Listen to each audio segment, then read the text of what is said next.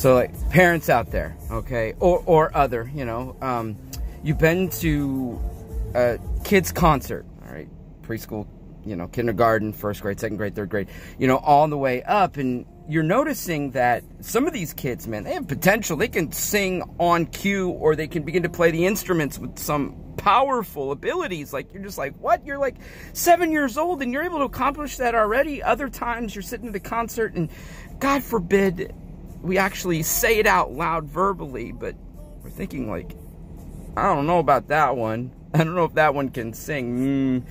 Maybe. Anyway, all right, I don't want to hurt anybody's feelings. I know that I've had my feelings hurt before. I remember stepping on stage and singing, okay, I'm going to sing with you, Kelly, and we're going to worship God together. And sometimes it's like, yeah, it's good, it's powerful, it's great. Other times she's like, honey, not this morning. You know, but like, you know, and kids that are learning to flex with their instrumental abilities, you know, they're beginning to grow, they're beginning to mature in their understanding of how to play an instrument, how to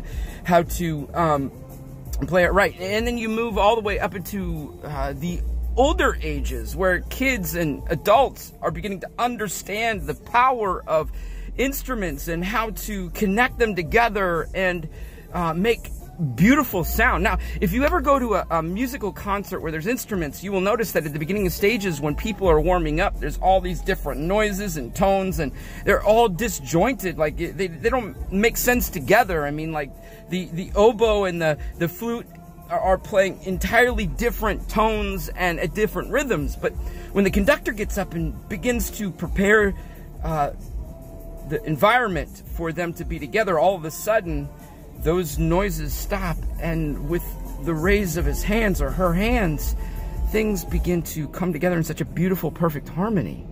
It's amazing. Ephesians 4:3 tells us about this unity in the Spirit, that we are to strive for that we are to fight for that, to live in peace with one another. That's not happening right now. It's not happening in our churches. It's not happening in our families. It's not happening in our interpersonal relationships. It's not happening in a socioeconomical way. It's not happening in political parties. It's not happening in news media outlets. It's not happening in so many different places in our country and in the world. I mean, we are living in a time where everybody is playing their own tune. They're playing their own noise. They're playing their own instrument in a way that does not provide a unity.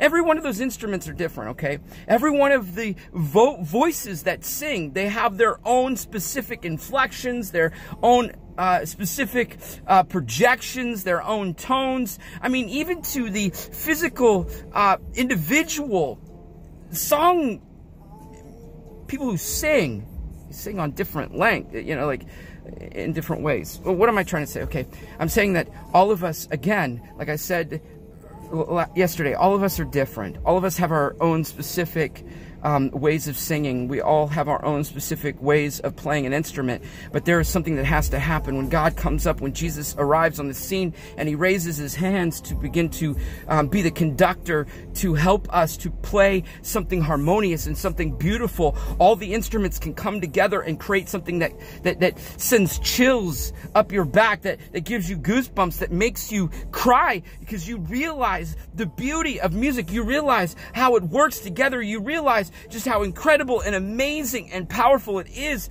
It is something so awesome. It just leaves us in awe. Like, you hear musical scores and you're just like, wow, how did that person create that? How did that person produce that? I have no idea how that person can sing like that. And then that person jumping in there, though quiet in the background, creates a harmony that just makes me go, wow, wow. I mean, like, when are we going to do that? When are we going to come together? When are we going to look at Jesus in his spirit of peace that he wants to bring us and begin to experience the beauty and harmony of what it means to exist together? Guys, we are tearing each other apart, and we need to cross those divides. We need to break down racism. We need to break down hatred. We need to break down those feelings, those negative affections that are creeping into our souls and causing damage to us and damage to those around us. We need to stop throwing stones at people. We need to stop fighting with aggression. We need to stop all these different things and begin to experience the unity and love that Jesus gives us, and come together and make some beautiful music, some beautiful